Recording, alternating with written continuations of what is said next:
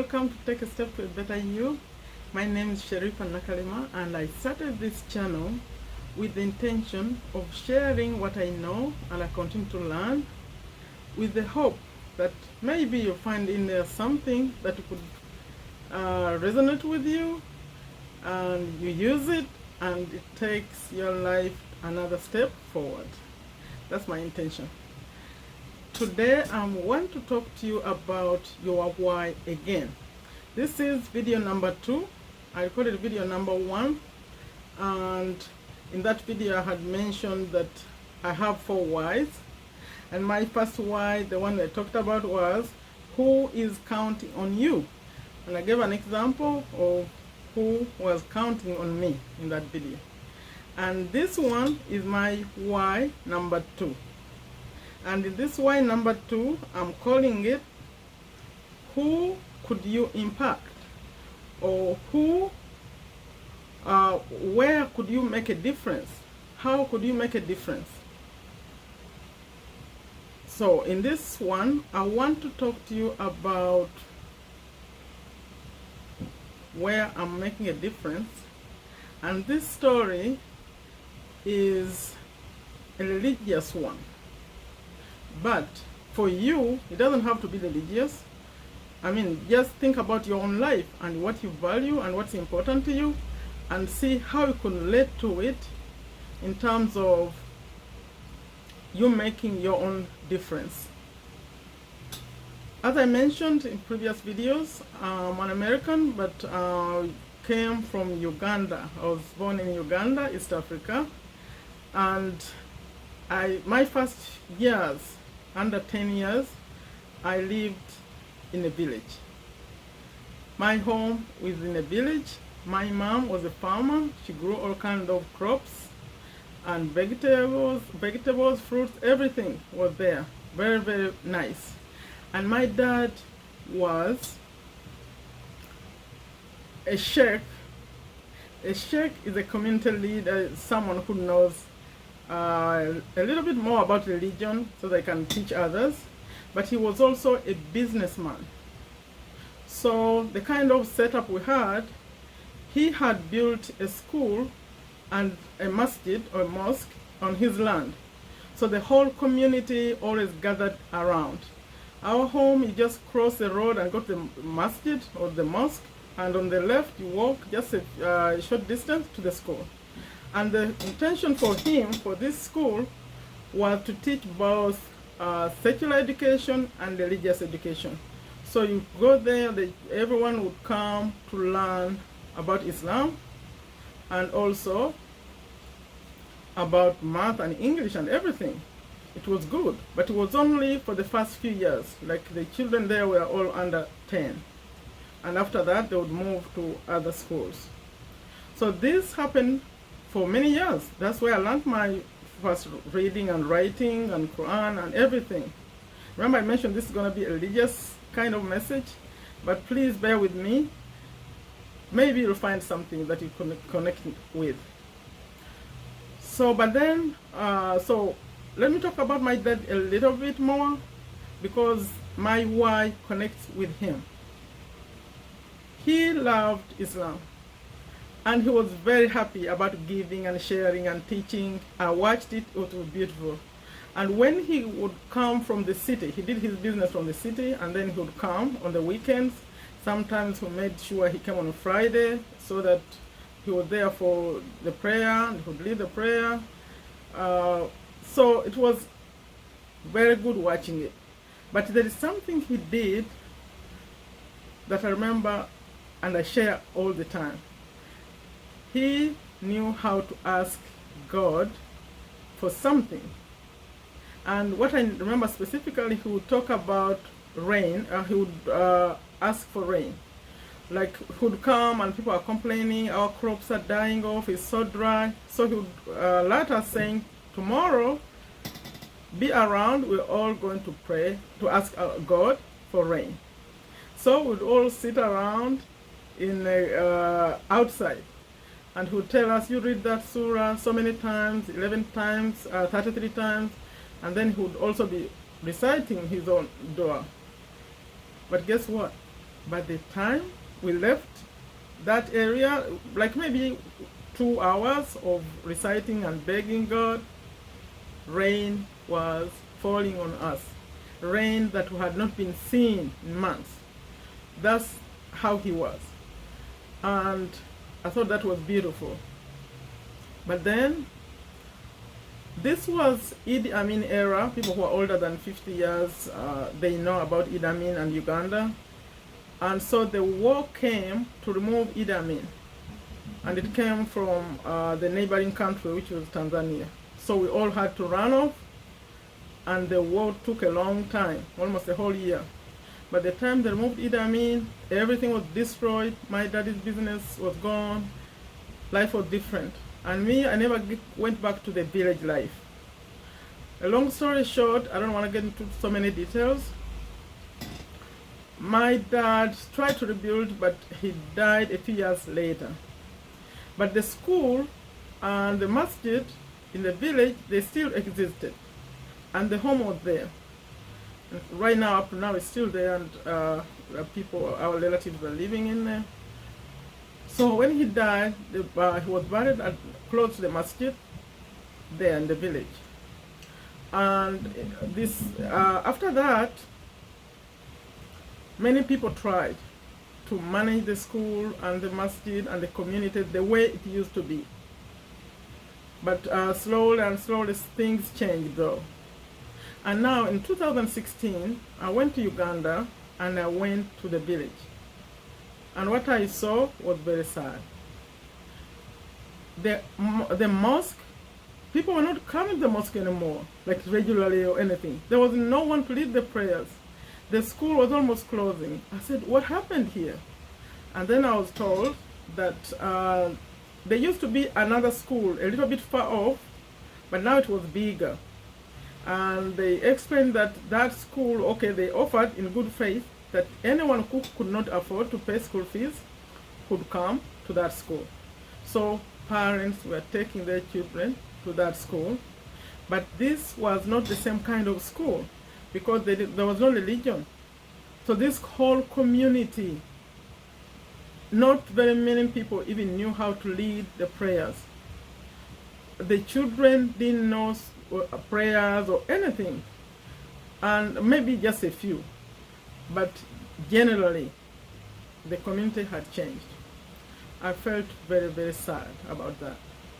So I said, if the other school is taking these children for free, can we also do the same?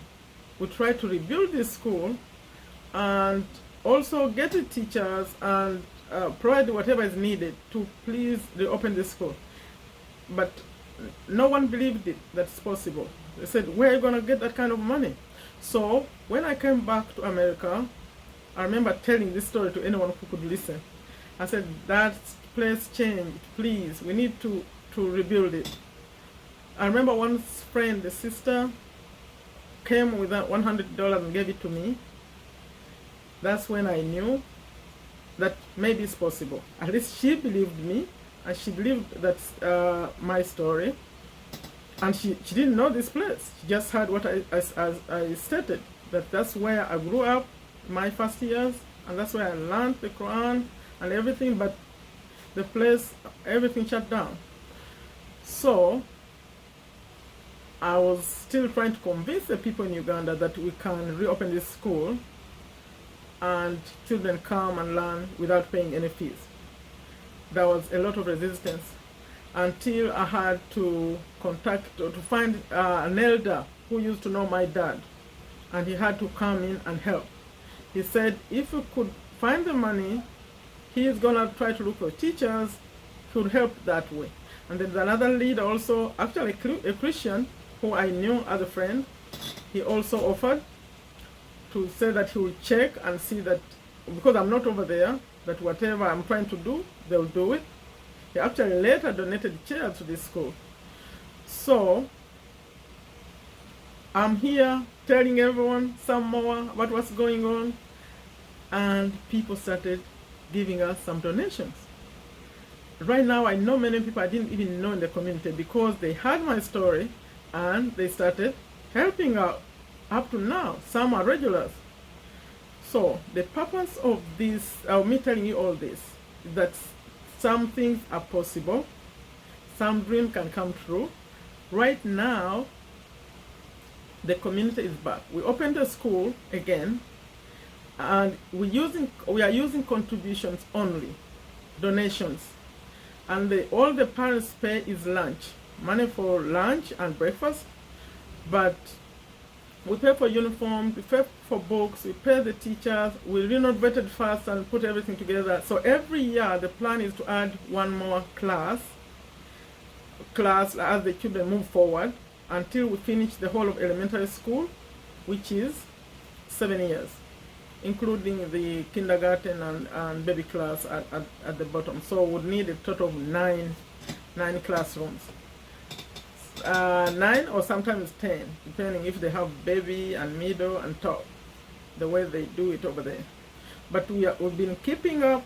It's 2 years now. We opened 2018, now 2019. We are planning again to keep adding.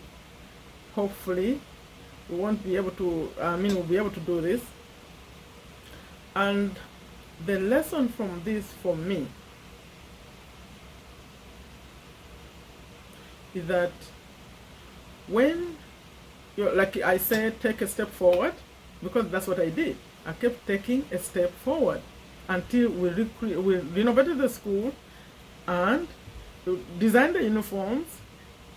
Some people may watch this video and remember how we used to, I would send them designs. I say, what do you think about this? What do you think about that? We all contributed and put the school back in order.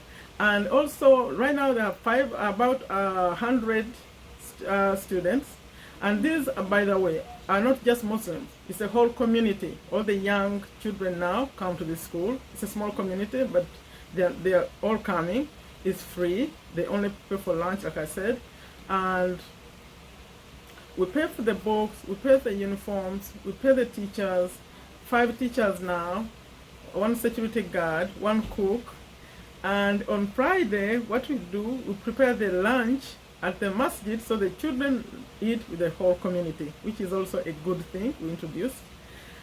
Then the teacher who teaches Islam in this school goes on to lead the prayers and to teach adults and the teenagers, all those other people who didn't get a chance to learn. They are learning now from the masjid. And also during the evening and the holiday classes, we have some holiday classes. So all this is arranged because of these donations, and because people believed in what I told them. I mean, they just gave me the money. They never follow up to see what's going on. And you know, another beautiful thing happened when I was putting together the renovations. They brought me someone who is doing miracles, and he's not even a Muslim. He's the one in charge of the finances. He's running the school and the masjid. They call him director. So that's another beautiful story there. Hopefully he'll be a Muslim soon, because he loves it. Not that anyone is pushing him, he's just helping out, and for free. He's not being paid. So it's all beautiful. The community is back better than it was when I was growing up. My dream was to bring it back. 2 Ramadans now, they were able to do, when I say Ramadan, we have a month when we fast, and then we pray at night. We brought back the night prayers starting last year and this year. It's great.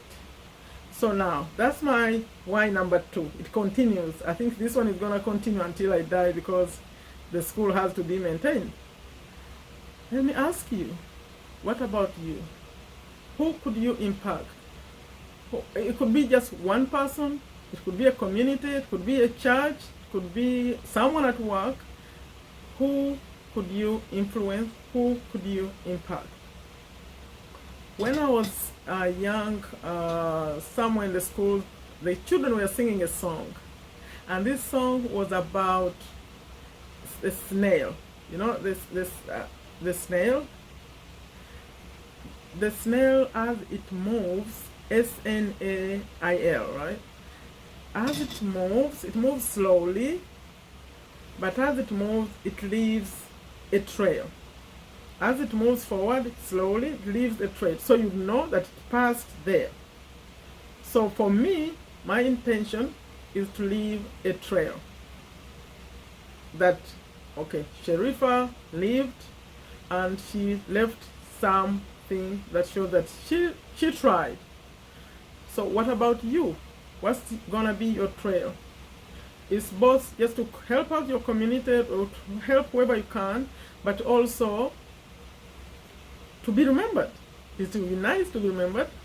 And like even when you're older, you can tell the story. You tell your kids or grandkids. That would be nice. So think about that. That's my second why. Please, if you like it, give it a thumbs up, share it, subscribe to the channel. Put some notes. I skipped around this story. It's a long story. If you have any questions, please put in the comments. And soon I'm going to record video number 3 concerning the same topic of what's your why, and it will be my why number 3, and then later I'll go into why number 4. Like I always end it, please take very good care of yourself and everyone who is depending on you. Until next time, bye bye.